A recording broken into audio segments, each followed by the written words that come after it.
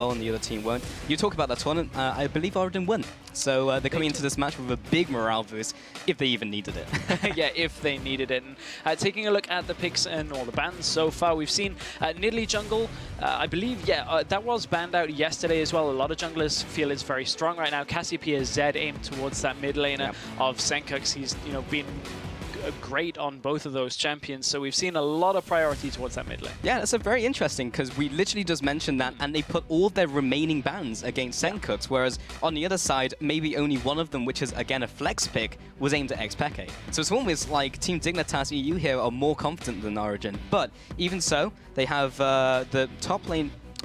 The top laner of Soaz did pick up Rek'Sai, which is for the jungle. Yes, Rek'Sai going into that jungle and a very fast lock in here of the Corki and the Annie. Now, we saw Corki Annie yesterday out of the Team Dignitas lineup, and you saw the roam very early, helped them get the lead as they left Corki over in the bottom lane on his own. So maybe we'll see some success from that. We do, however, know that Niels and Miffy have been pretty much unstoppable in this bottom lane. Niels, he is yet to die on broadcast. He died in the Tuesday game of, I believe it was week 1, maybe, and he died like once. But on our broadcast, he is yet to die. Yeah, that's funny, because typically you'd think, like, if you're on broadcast, you panic more because there's lots of people watching you, but apparently it's the reverse for Niels, so we'll see how that one works out for today's stress. But yeah, Origen are still remaining. Still have time remaining before they lock in some champions. They've still got some time. Interesting you'd say about being live, actually. Amazing tweeted out yesterday that maybe we just don't play so well when we don't have a live viewership. No crowd, no stream on. He actually tweeted that yesterday. Interesting to see that maybe Origen play better under the spotlight. That's very cool. And it will help them as well if they even get to the finals, which they will have an audience in front of them. But the Origen do lock in that Leona for the bot lane and the LeBlanc for the mid lane. So they ban out Cassiopeia and Zed, and then they go for the LeBlanc. So Leona has been a very common pick into the Annie picks. Essentially, as soon as the Annie composition is, and we will get it back up on your screen in just a sec, as soon as the Annie is removed from the composition, a lot of the engage potential typically has been removed. So if you can pick a champion like Leona, who, as long as you survive through the laning phase, you can put a lot of pressure onto the Annie lane because you're no sustain. You typically have more consistent engage. Then you just blow Annie up with a solar flare as the game kind of expands across the map. You remove that engage tool completely. Yeah, it's like super helpful. But yeah, like the other thing is, I'm wondering if they'll continue to start picking engage on that team. Because if the Annie dies, then if you're still looking for engage, you're looking for that mid-game pressure. Obviously, they have the Corki locked in. So if they lock in maybe a Jarvan for jungle, this is now 5.4. Yes. So that means like we do have the Jarvan changes coming in. Means he has the armor removed from his flag, but added to his base armor. So it's less. So it means he has a weaker clear, but he's not like completely out of it. We just know that he's dropped down the tier list of junglers. Yeah, there's been a lot of discussion on that. And honestly, I'm waiting to see more games on 5.4 before teams kind of realize exactly where he fits. Everybody knows he's dropped. It just is how far is the question. And that is something that we're going to have to answer as when we do get back into picks and bans as we're going to go along. Because that Rek'Sai is almost certainly the top tier of junglers. And Nidalee is up there as well. Everybody thought perhaps after the fixes that went through in 5.3 that Nidalee had fallen off. Still is able to skirmish very well against champions like Rek'Sai, who have a lot of early game damage. We've seen Nidalee banned away. What are they going to pick instead? Yeah, well, we are going to be jumping back into Champions next here, but we are now 9 picks in, so we're going to have to catch up a little. But we do have the responsive Irelia and Twejani coming in from Team Dignitas EU, and then Miffy comes in and responds with Malphite for the top lane. There is so much that has gone on in Let's take it piece by piece, Stress. Let's take it piece by piece. So we saw the LeBlanc. So on the other side, Irelia and Sejuani have been locked in. Irelia is going to be very strong up in that top lane role. This was a blind top lane pick here, so they're very confident in Wondware's Irelia in this situation. So that we'll have to see as we get further into the game. The Sejuani is something I want to pick up on, and it's something that I know LCS teams have discussed as well. Gambit have played Sejuani. You can play Sejuani into Rek'Sai. Sejuani is not very good in the beginning of the game, so if Broken Shard can avoid Amazing for a long period of time, he'll be fine. However, when you get to team fight, Sejuani obviously has her benefits. Graves, Malphite. Graves, we see in a whole bunch. Leona, it's a lot of burst. Malphite, on the other hand, against Irelia is fine. It's a farm lane. You also have a lot of engage. Yeah, Containment, I think, is the name of the game coming into that top lane. And then the very last pick was Team Dignitas EU picking up their Ahri. So they eventually do lock that in, and they put the Ahri into the LeBlanc matchup up against xpeke. Yeah, but you know what both of these comps scream? Aggression and engage. All of these champions nearly have ways of engaging or following up from an engage. You look at a Malphite ultimate, a Rek'Sai, which is kind of like, I guess that's kind of like a poorer version of a Malphite ultimate. You have to tunnel in, but that's a lot of knockups here that are coming out from the Origen lineup. They got Leona engage. Both teams want to fight. It's going to rely heavily on who can come out of the laning phase ahead here. Yeah, and in the game that we saw on Tuesday, we saw Team Dignitas fall massively behind early, and Origen just literally rolling over them from minute 1. So now that both of the teams kind of like have their arsenal ready to try and go head-to-head, it'll be interesting how this one works out, Stress. But as we make our way into game, Spirit Rush over to Twitter and use the hashtag OGWin or DEUWin to file your vote for who you think will take home the victory. I will be checking in on your results during the game. Regardless of who anybody thinks is going to win this, I know that this is going to be a pretty explosive game once it opens up. With champions it's like physically possible not for it to be. If this turns into a 50-minute game with champions like that, I'm going to be incredibly surprised. However, we are on to the Rift here. Yeah, all the champions coming down onto the spawn pad. I assume they fly it down onto it because they kind of just come I from figured the sky. it was like Power Rangers, where, you know, they've got like a thing and they all have a color that drops them down. When, you know, when they teleport. Yeah, maybe. I'm just showing my 90s, 90s pop culture. We'll see if Origen can take that power to Team Dignitas once again, maybe picking up their second win against them. That would put them 6-0, which would be pretty good. I don't think it would even be possible for them not to make the playoffs after that result. I think you might be right. We'll have to double check that one. But that remember, don't do maths on the European Challenger Series. I'm going to go with I think so. And that tends to do me well a lot of the times. However, there was a lot that happened. And yeah, dance-off is happening. But a lot happened here in Picks and Bans that I still think we've got a couple of seconds to catch up on. So the Ahri LeBlanc matchup, we saw Ahri picked into that as the last pick here for Team Dignitas. And again, it suits both of these mid laners right down to a T. They both like to play aggressive. Senkux, I would say, probably likes to play a little bit more aggressive than Peke. Peke does control himself for when he finds the right engage. Senkux kind of sometimes blindly goes in a little bit. So that is going to be where a lot of this early game focus is going to be in this game, because top lane, as you already said, is going to be containment. Yeah, and in the bot lane, Voil getting the sick value, putting down the auto attacks, got 5 gold. Miffy. Yep, gets it. Yeah, with the attack, Shield of Daybreak attack. It's not an auto attack reset, but it's like Tiamat. Just goes in between the autos. That is the most infuriating thing when you're playing against a Leona. Is like, I really hope she's not in this bush and ready to get this ward, because that, man. It's got to be as soon as the ward is placed down, you have to go for the initial auto attack, and yeah, sad times. It's not a good start. I'm interested to see where the jungle pathing is going to be, especially for this Sejuani. Sejuani is not a champion we see too much. Speaking of bottom lane stuns, there's one onto Annie. But Sejuani is not a champion we see all that much. Gambit Gaming have been playing Sejuani. They did so at IEM Cologne and have brought it to the LCS as well. But she's not a champion that we really see a lot. And, you know, I was talking about it a little bit in the pre-game that Amazing, if he can find Broken Shard, is going to be able to put down a lot of damage onto this Sejuani in the jungle. And that's with the recent jungle changes as well. So obviously all the tier lists have kind of shifted a bit, and we'll see if Sejuani really has kind of gone up the rankings and whether Broken Shard can make that happen. He did again go aggressive in the early game we saw before, so we'll see if he keeps up the aggression or he just plays a more controlled style. Oh, bottom lane, there is another little bit of a trade here. This time, Team Dignitas are the ones that have reached level 2 first, so Niels and Mithy have to respect this big spike in damage that level 2 has brought the Team Dignitas lineup. But something I want to, focus on is the fact that Sejuani has no real sustain out of the jungle and has already used all of her pots. Rek'Sai has as well, but remember, once you burrow, you'll get health back from her passive. So Amazing is going to be able to sustain through the jungle a lot better than Broken Shard, and Amazing might even be able to gank bottom lane here. There is a ward down in the bottom, so they will know, but here's the engage. Yeah, Miffy's already engaged on top of Voidor, and they may not even need him. Last auto attack comes comes through for the 2v2 first blood, and Amazing just walks into the lane, looks scary, and Corki just Valkyries out of the way. For as much as you have to respect the first level 2 in lane, you have to respect a Leona running Ignite that can engage on you just like that.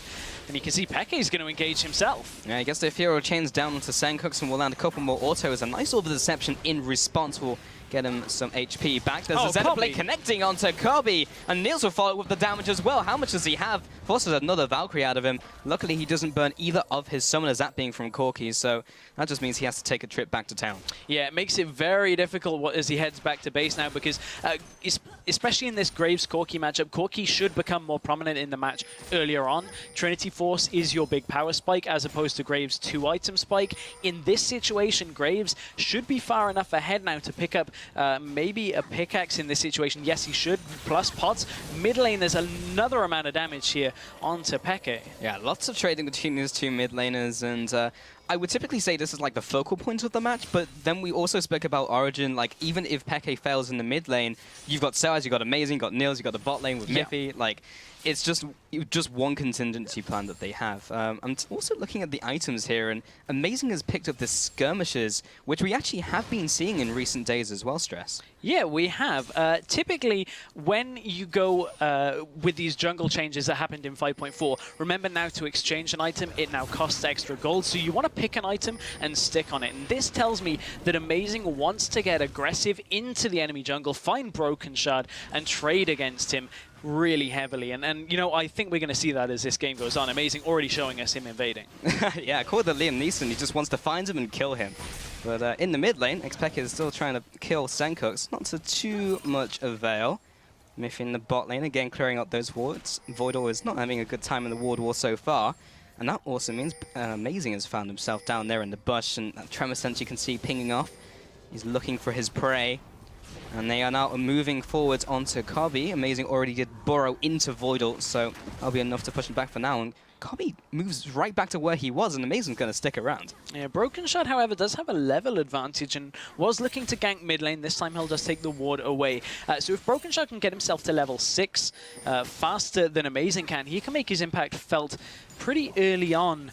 With the ultimate that's going to come from Sejuani, it's going to be a very important tool for this Team Dignitas lineup as they go throughout this game. It'll allow them to set up picks and allow them to get Irelia perhaps into the backlines. So Broken Shard was sitting there, and it looked like he was waiting for the level 6 from Sandcooks, because he was literally a couple minions away, but then the wave pushed, and it was just kind of mistimed. So it was a nice force in theory, but didn't quite pan out. Miffy with the Xenoblade. He'll just flash onto Voidal, though, with his with Shield of Daybreak, right with the amazing knockup. He just goes down. Kirby was trying all that he could do to put down the damage onto Niels, but it's not even close to being enough. 2 and 0, both those kills right onto Voidal. Great start out from Origen, very similar to yesterday. Again, they just catch out Voidal, who's just over-aggressive in this situation.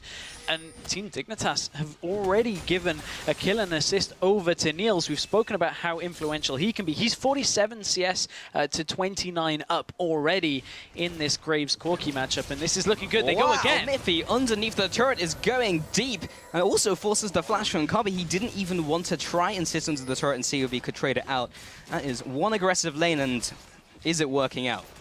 That is the question, and it doesn't really seem to be working out for Team Dignitas, however you look at it up in that top lane. Over on the bottom lane, I was going to say over in the top lane, we haven't really seen anything out of these top laners because this is a farm matchup and it is going to stay this way for another couple of minutes. Now that Soaz is level 6 though, with that teleport and unstoppable force, he can get himself in, but Voidal, oh my goodness, Voidal. He's caught out again. Hashtag that, because xPeke comes in, sweeps him. Oh, Broken Shard also happens to be in the area. Oh, there is a dent with bristles facing it in that wall. Oh dear, that's painful for to happen. I mean, he wasn't quite level 6 yet either, and he just gets caught out. I believe he's actually... Ooh. Oh no, Peke gets it. Broken Shard was actually about 2 minions away from level 6, which meant he would have been able to get a quicker flash over because you just ult them right next to you and walk out. But Amazing is having a much better time in the jungle. He will now start the dragon off, and we already know Rek'Sai is pretty good at doing dragons, so with just a little bit of help here from Miffy, this one is very easily going to go down in favor of Origen. Yeah, that is going down real fast. Miffy just supplying the sunlight buff as well, get the extra damage down. And the first dragon going over to Origen in this game, 4 and 0. feels like I've seen this one before, and I would be right because I saw it yesterday.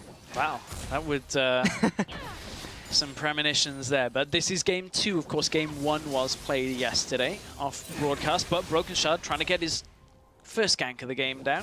Wasn't quite able to get into position. And you know what, this mid lane, even though it looks fairly even, that the CS is pretty standard between the two, LeBlanc has been able to get out there on the map. Peke has been able to be involved in half of the kills already in this game.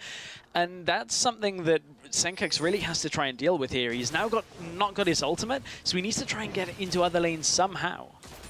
And in the bot lane, now it's 2 versus 1 because Miffy's actually roaming towards the mid lane, trying to get something done on Senkux maybe if the Euro Chains does not land. And here is that Miffy. He has Solar Flare. He does have the Ignite as well, but the flash is burnt from Senkux. That is amazing, ulting through. Where are you going? Crosstown Express out of amazing here. Blue buff to blue buff. It's a pretty cheap fare for that one. It is, only the cost of an ultimate. And Broken Shard off to the upper left corner. Miffy is still around the jungle if he wants to engage on him. Still has the Solar Flare, remember. And they're now pushing the middle lane. A Prey Seeker just for some added poke. And it just feels like everyone's closing in around the mid lane. This is the only lane, the only bastion of hope that's kind of still holding strong. Say that, but I'm talking about top lane as well, where we haven't really paid much attention because it's a really a Malphite. Yeah, it is. I mean, this is a lane that we haven't seen for too long. It's been a couple of months since we've been having a lot of Irelia Malphite, but certainly it isn't exactly the most explosive of top lanes. A lot of the times you'll see Malphite just throw out his ultimate, just kind of for harass, and then Irelia will do the same, and it just bounces back and forth. But this is going to be a little bit more than harass. Oh, Cobby. He gets hit up by the Sulfur as well. All of that burst damage from Niels and Miffy, and he goes down again. 0-4 in the bottom lane alone. This is starting to collapse from the bottom up. It really is. This is Broken Shard is making his way up to the top lane, but ultimate can be used as an escape tool as well. Soaz gets himself out. Broken Shard did hold on to his though. Unstoppable peace out from Soaz in the top lane. And Broken Shard got what he wanted. Doesn't have his flash yet, but does have his ultimate still if he wants to make something happen. And burns another flash in the bottom lane, courtesy of Miffy, taking that away from Voidal. And yeah, he's just screaming for help from anyone at this point. Yeah, indeed. He really is. And this bot lane is going to fall soon as well. Something I want to pick up on a little bit is, although xPeke has been involved in a couple of kills, he hasn't really been out farming Senkux, just because Senkux has been able to just sit there and keep himself up in CS. He built Negatron Cloak first as well, and great warding there out of the Team Dignitas lineup. But, you know, interestingly enough, xPeke typically has been ahead in CS, about 5 to 6, about a wave full at 10 minutes on his lane opponents. This time he hasn't been able to force Senkux out, but what he has done is get himself involved in other little skirmishes around the enemy jungle. Could have been another skirmish here, but Broken Shard just charges himself out over the wall. Arctic assaults away from the fight. And the first item has been picked up by Peke as well, and amazing just flashes over right here. Senkux comes in with the ultimate. There's the Arctic Assault followed by the ultimate as well, but he's got right into the middle of the fight. Voidal now was just trying to assist his jungler, but he may also be falling prey to Amazing with the Queen's Wrath and the follow-up with the Prey Seeker. Oh, and xPeke over the wall flattens Annie, the Dark Child. 0-4 now. 7-0 total for Origen. They are so far ahead of Team Dignitas EU. And Wonderware teleports into that fight and actually doesn't have an effect on it. He can't find the position. Yes, Soaz used his teleport as well, but the fight was pretty much over at that stage, so both top laners tried to get involved and then can't really do anything. So no teleport advantage for either team here, but Origen just continuing to get their own advantages in this game, fight after fight. Look at Voidal, an LCS player, former LCS, only a few weeks removed, 0-4 in a game here in the EUCS. And we do have a 12-minute lane swap where Miffy is just roaming around the map doing whatever he wants to do. Wonderware, that was a little dangerous considering how strong he knows that bot lane is, and Miffy is trying to get this engage on. He has the Equilibrium strike down just to zone him away a little bit, but Wonderware, he cannot defend this turret. Yeah, and this is just a power play out of Origen. They'd already sent Soaz bottom lane before that little fight to shove it out, make sure it was pushing in towards the turret. As soon as they see that Annie is out on the map and Corki is holding bot lane, they put their duo top lane. They know Wonderware cannot fight 2v1 against a Leona and a Graves. Easy tower for Origen. Yeah, amazing here, just trying to establish those tunnels all over the opposing jungles, all around this dragon area as well, which is spawning in 1 minute. And they may be able to make that the second dragon of the game. You can see in the terms of items, they are so far ahead. They've already hit those item spikes. There's a Sunfire, there's an Infinity Edge, the Morellonomicon, and you compare that to the opposing team of Dignitas, who basically just have components of their items. Yeah, not even the Abyssal Scepter finished yet, because Senkux hasn't found the time to go back and buy it. And you know what, we got the hashtag vote in earlier, see what the fans were saying, but Peke... Oh, Senkux trying to delete him over here, but Niels comes in from the bot side. There's a Solar Flare again onto Voidal. He is extremely unlucky, just in the wrong place at the wrong time every single time. And Origen move around, so they do manage to save Private X Peke. They do save him indeed. And you know what, that vote, I don't want to sound too... well, Mithy's caught out, so I'll save this. Yeah, he just get hit by the Arctic Assault, and there's the ultimate from Broken Shard as well. In comes Wonderwear from the top lane. He came right through that middle lane. Amazing as well. Just get the knock-up with the Unburrow. I think that's the end of the chase for now. Tip has wanted some more, but the team doesn't want any of it. So what I was gonna say was that Origen have been getting like 95% every time we do a Twitter vote. So I think a 74% split actually bodes quite well. Whoa, Wonderwear as well. He just saw the opportunity and dove right on top of Leona. And that might be the reason why, Stress, that people have a little more faith in Team Dignitas, because those solo laners, we talked about the solo lane talent before, and they have been turning up. And this is a bold play from them, though. They get the pick and they go right onto Dragon. It's decisive, but Soaz does have his ultimate. Xpeke has his as well. They have a ton of burst to offer. Voidal, they will jump on him. He goes down. Broken Shard looks to be the next one. And Senkux and Wonderwear, what can they do in this fight? Xpeke will be dropping, so they get a 2-for-1. Wonderwear as well is now on the back foot as he jumps in, tries to get the last tick of damage. He comes in for the double kill, that being from Soaz. Double kill on the flip side from Senkux. Niels has arrived into the fight, and that signals the rest of Team Dignitas getting away from this fight. Niels will now follow up as well. Here comes the charm, drags him underneath that turret. There comes the collateral damage right to Senkux. And that will basically get the delayed ace. And in a 4 versus 5, Origen was still coming out ahead. Yeah, and all the way back at the beginning, as Team Dignitas started the Dragon, they didn't commit to it fully. There was kind of this split decision-making of, do we want to fight? Do we want to take the Dragon? A couple of people were still dealing damage to the Dragon. Too high for Broken Shard to smite, but so low that it was still a tasty objective during that fight. And, you know, Amazing comes in, Soaz comes in. They both get the knockups here, and here we go. Let's draw it all the way back. You can see 1400 is still far too healthy for Broken Shard to do anything. Peke, followed up by his former Fnatic brother of Soaz, just completely shreds this team apart. And yes, Peke dies during this fight, but it's a small price to pay for what would eventually turn into be, you know, a couple more kills for Niels and a Dragon as well.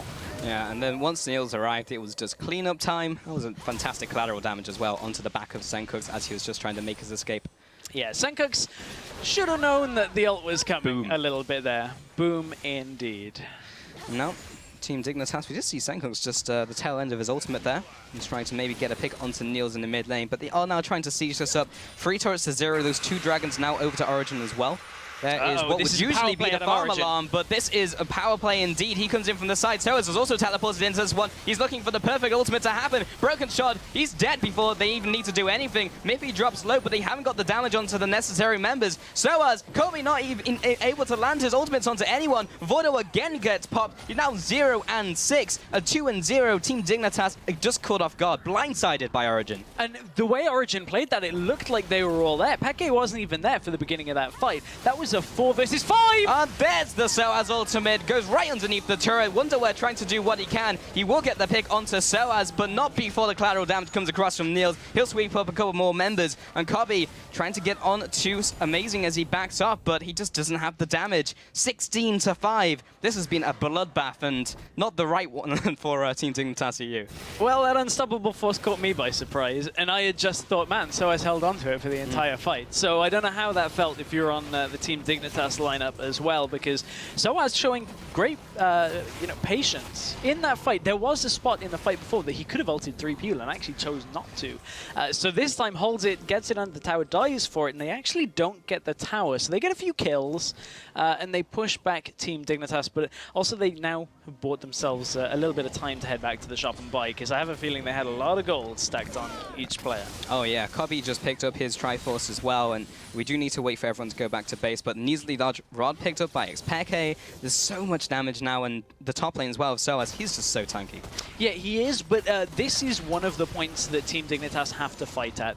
They've reached a fair few item spikes here. You can see the Trinity Force on Irelia and on Corki. So in theory, coming into this game, this would be their time to fight. Abyssal Scepter with the level 2 boots as well onto Senkux should signal that this is their time. However, they are quite far behind right now. 8,000 gold nearly is the lead, and you can see xpeke, wow, just one little burst of damage onto Broken Shard, not even a full rotation, forces him back to base. Yeah, he was around 60-70%, so it wasn't a huge amount of damage, but it's enough to deter who's supposed to be the tankiest member on the team. You can even see he went for Sightstone over more tanky items after the Juggernaut enchant, so he's going to be a little more squishy than he may have wanted, but he will of course still have that ultimate, the Glacial Tomb. I think that's wrong. But Prison. Glacial Prison, yeah. So close. Yet so far. It's the Freljord champions, man. I know, dude. They're all very similar. They just like to entrap people in ice. That's the problem. It's a little bit cold. But, you know, one thing that Team Dignitas have been doing very well in Autumn, I say very well, last couple of minutes has been going very well for them. Wonderware just got himself a tower down in the bottom lane. And that's one thing that they're going to have to utilize with this Irelia, is they're going to have to buy Wonderware some time, to the point where nobody can fight Irelia in a solo lane. That really is what they have to do, and then they can use the rest of their comp to either engage in a favorable advantage or favorable trade, or back away. And Team Dignitas are going to have to try and get Wonderware rolling again and again. Yeah, but the spanner in that plan, or should I say the rock in this case, is Malphite, because he's just so damn tanky. He's playing containment, and he's just ahead of the curve. So Wonderware can't really do too much against him. Senkux takes some more poke from xpeke, just dipping and diving, trying to get that damage down. Again, comes in with the Distort. No one was there this time around, but 1 minute until that Dragon, 1 minute 20. Origen take the initiative and push down the bottom lane. Wonderware is able to clear this out, though, for now, but Team Dignitas, they don't have Senkux with them yet, so they can't afford to engage, and they don't have full vision, and ooh, Peke is just going to blow Voidal up. That really just completely reduces any chance that Dignitas have right now of sitting under this turret. Yeah, and so as there's always the threat of his unstoppable force as well, but Broken Shot comes from the engage, he whiffs, it goes wide, he only gets the slow onto Miffy, then they re-engage as everyone's stacked up, a Solar Flare onto 4, there comes the collateral damage. If I've ever seen a one combo, that was definitely it, as Peke comes in, gets the final blow onto Voidal as well with his Ignite, the flash over the wall from Senkux, tries to pick up the kill onto Soaz, it will be Cobby chiming in for the kill there, and that ends up being a 2 for 2, or will it? Because Cobby has been caught by xpeke with the Ethereal Chains, he'll be backing off into his base through that space gate, and that was still 2 for 2 overall, but Origen are in better shape to push this turret. Oh, they are indeed, and they should get this as well. But all the way in the beginning of that fight is, ooh, crazy Wonderware going into this fight. 1 versus 3. Yeah, he goes on to Peke, but he's out of mana. Niels, though, he doesn't need mana. He's got the autos, and the team was just not there. Cobby was just wailing on the front line. I mean, he's trying to buy time for Broken Shard, who has no ult here. Senkux, who had no ult, no flash, no way of catching up on that fight. A 1v3? I mean, sure, you were ahead. You had 3-2-2 on your scoreline at that point, but you're not that strong. Everybody on the other side, amazing, actually goes in again. Yeah, he's taking a page out of Wonderware's book, and I think he'll meet the same fate, but he's got so much shielding, and Peke was there from the side. Double Distort goes down, and Voidal also happens to be in the middle of the fight. He'll be disappearing from this lineup. Double kill for xpeke, make that 3 in total. Senkux gets nailed with the Solar Flare from Miffy. They'll just turn around, he has to. There's nowhere else he can run to, and Niels will pick up yet another kill. And Wonderware just teleported to mid lane. I believe maybe even onto a minion, so he's not even going to get the reduced cooldown on that. He can't contest the dragon. The things that Team Dignitas Europe are doing right now screams of desperation in this game. Yeah. Broken Shard ults into a jungle that has no vision, misses the ult, only gets the slow on 1, then they engage into a choke against a Leona Rek'Sai Malphite. Like, that should have gone way worse for Team Dignitas. Then Wonderware tries to 1v3. We're going to get a replay, and we're going to see which one this is. This is amazing, getting a knock-up here. He gets a good knock-up onto 2. The rest of his team are around, but Amazing does drop very low from the beginning of this, and he knows how far ahead they are, that he can actually do this.